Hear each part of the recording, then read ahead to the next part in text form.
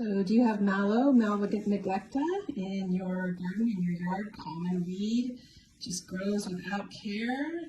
Superfood, incredible mucilaginous herb, very high in all kinds of vitamins and minerals.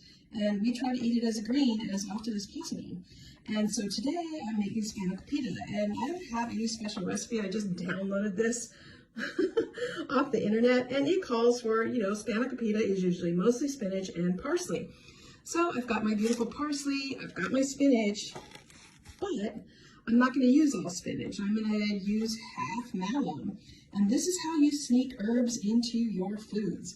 Whenever something calls for chard or kale or spinach, you can just cut it and do half mallow. And this is one of the best things you can do in your herbal kitchen for your health and wellness, is to diversify your greens and not just eat the greens that you eat all the time, but get these wild weeds. So we try to eat a couple tablespoons of edible wild weeds a day, and you need to have 100% accurate identification of what you're foraging for, what you're eating. But mallow, and over on my blog at CammieMcBride.com, you can go to the blog and put in the search bar and find, you can put mallow in the search bar, and I have good information and good blogs that talk more about mallow.